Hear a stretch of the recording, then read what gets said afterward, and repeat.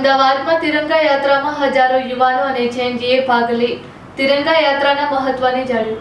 80મા સ્વતંત્રતા દિવસની ઉજવણીના પર્વે રવિવારે સવારે હજારો અમદાવાદીઓ મોટી સંખ્યામાં યુવા નાગરિકો અને જૈનજીએ ઉત્સાહભેર ભાગ લીધો હતો। 16 ઓગસ્ટે યોજાયેલ આ તિરંગા યાત્રા નિકોલના અર્બુદા નગરથી ખોડિયાર માતા મંદિર સુધીના માર્ગોથી નીકળતા સમગ્ર રોડ તિરંગાના રંગમાં રંગાઈ ગયો હતો। આજનું યુવા આવતીકાલનું રાષ્ટ્રની થીમ પર આયોજિત આ યાત્રામાં યુવાનો અને નાગરિકોએ ઉત્સાહપૂર્વક ભાગ લીધો હતો। દેશે 80મા સ્વાતંત્ર્ય દિવસની ઉજવણી કર્યાના બીજા જ દિવસે યોજાયેલી આ યાત્રા દેશભક્તિ, એકતા અને રાષ્ટ્ર ગૌરવની ભાવનાને ઉજાગર કરી છે। આ પ્રસંગે અમદાવાદ પૂર્વના સાંસદ હસમુખ પટેલ અને રાજ્યસભાના સાંસદ બાબુભાઈ દેસાઈ પણ રાજકીય નેતાઓ અને અન્ય અગ્રણી મહાનુભાવો સાથે હાજર રહ્યા હતા। તેઓ યાત્રામાં ભાગ લેનારાઓ સાથે જોડાયા અને રાષ્ટ્ર નિર્માણમાં યુવાનો દ્વારા વધુ સામૂહિક કાર્યવાહી કરવાની હાકલ કરી હતી। યુવા આજે રાષ્ટ્ર આવતીકાલેની થીમ પર આયોજિત તિરંગા યાત્રામાં ઝેનજી યુવાનોની ભાગીદારી મુખ્ય આકર્ષણ રહી હતી। આયોજકોએ દેશના ભવિષ્યના ઘડતરમાં યુવા ભારતીયોની મહત્વપૂર્ણ ભૂમિકા પર ભાર મૂક્યો હતો। અમે શિસ્તબદ્ધ જૈનજી છીએ, અમે રાષ્ટ્રપ્રેમી જૈનજી છીએ અને અમે સુસંસ્કારી જૈનજી છીએ જેવા સંદેશો દ્વારા યુવાનોને દેશની સંસ્કૃતિ અને પરંપરાનું સન્માન જાળવીને રાષ્ટ્ર ગૌરવ સાથે શિસ્ત અને જવાબદારીની ભાવના કેળવવા પ્રોત્સાહિત કરવામાં આવ્યા હતા। તિરંગા યાત્રાના આયોજકે જણાવ્યું હતું કે યુવાનો માત્ર આવતીકાલના નાગરિકો જ નથી, પરંતુ આજની રાષ્ટ્ર નિર્માણની પ્રક્રિયાનો પણ મહત્વપૂર્ણ હિસ્સો છે। મોટી સંખ્યામાં યુવાનોની ભાગીદારી દર્શાવે છે કે જૈનજી દેશની પ્રગતિ માટે પ્રતિબદ્ધ છે અને વિકસિત ભારતના સંકલ્પને સાકાર કરવામાં પોતાની મહત્વપૂર્ણ ભૂમિકા ભજવશે। આયોજકોએ વધુમાં જણાવ્યું હતું કે ભારતની આશરે 65% વસ્તી 35 વર્ષથી ઓછી વયની હોવાથી દેશમાં વિશ્વની સૌથી મોટી યુવા વસ્તીઓમાંની એક છે। 2047 સુધીમાં ભારતને વિકસિત રાષ્ટ્ર બનાવવાની યાત્રામાં યુવા નાગરિકો મહત્વપૂર્ણ ભૂમિકા ભજવશે તેમ પણ તેમણે જણાવ્યું હતું। તિરંગા યાત્રા દરમિયાન વિવિધતામાં એકતાનો સંદેશ પણ પ્રબળ રીતે આપવામાં આવ્યો હતો। નાગરિકોને સાથે ચાલવા, એકસાથે ઊભા રહેવા અને વધુ સશક્ત ભારતના નિર્માણમાં પોતાનું યોગદાન આપવા અપીલ કરવામાં આવી હતી। દેશે 80મા સ્વાતંત્ર્ય દિવસની ઉજવણી કર્યાના બીજા જ દિવસે યોજાયેલી આ યાત્રામાં યુવાનો અને નાગરિકો મોટી સંખ્યામાં જોડાયા હતા અને દેશભક્તિ, એકતા તથા રાષ્ટ્ર ગૌરવની ભાવનાની ઉજવણી કરી હતી। આ પ્રસંગે અમદાવાદ પૂર્વના સાંસદ હસમુખ પટેલ અને રાજ્યસભાના સાંસદ બાબુભાઈ દેસાઈ સહિત રાજકીય આગેવાનો તથા અન્ય મહાનુભાવો ઉપસ્થિત રહ્યા હતા। તેમણે યાત્રામાં સહભાગીઓ સાથે જોડાઈને રાષ્ટ્ર નિર્માણમાં યુવાનોની વધુ સક્રિય અને સામૂહિક ભાગીદારી માટે આહ્વાન કર્યું હતું। Report by Ashwin Limbachiya, Ahmedabad.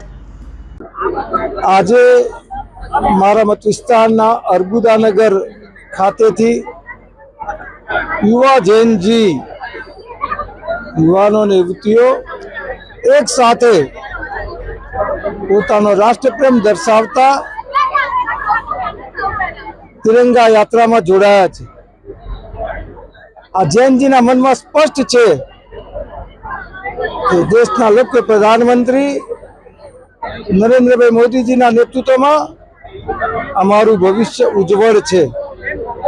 નરેન્દ્રભાઈ મોદીએ અનેક મેડિકલ સીટો વધારી, અનેક યુનિવર્સિટીઓનું નિર્માણ કર્યું, IITs બનાવી, એમ્સ બનાવી અને આ 15મી ઓગસ્ટે પણ 1 કરોડ યુવા યુવતીઓ માટે AI લર્નિંગ ડિસ્ટન્સ અને સ્પોર્ટ્સમાં ઉજ્જવળ કારકિર્દી માટેની ઘોષણાઓ કરી છે।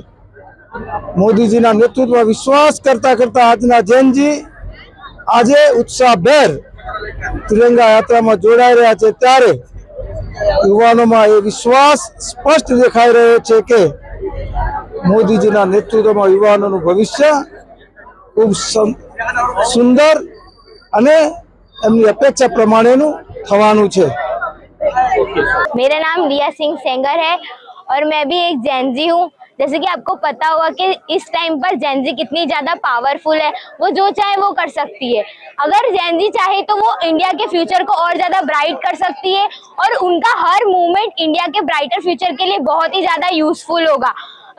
आपने देखा होगा कि सीजेपी के प्रोटेस्ट में अभी जो हुआ था पेपर लीक, उसके हिसाब से आधे जेनजी जो इंडिया को डीमोटिवेट कर रहे थे और उनके बारे में नेगेटिव बातें कर रहे थे, और जिन्होंने पॉजिटिवली उनके गोल को देखा था कि पेपर लीक एक बहुत ही बड़ा मुद्दा था, और उन्होंने उस बात पे अपना विचार रखकर जेनजी के पेपर लीक को वापस से धर्मेंद्र प्रधान को इस्तीफा दिलवाया था।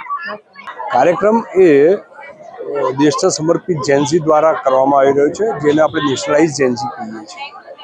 જેન્ઝી કહેવા માગે છે કે વી આર વેલ મેનર્ડ. જેન્ઝી કહેવા માગે છે કે વી આર વેલ ડિસિપ્લિન્ડ. અમે ભારતીય કલ્ચરને સંસ્કૃતિને સમર્પિત છીએ. જે અમારો જે પિક્ચર બનાવવામાં આવ્યું છે એ અમે નથી.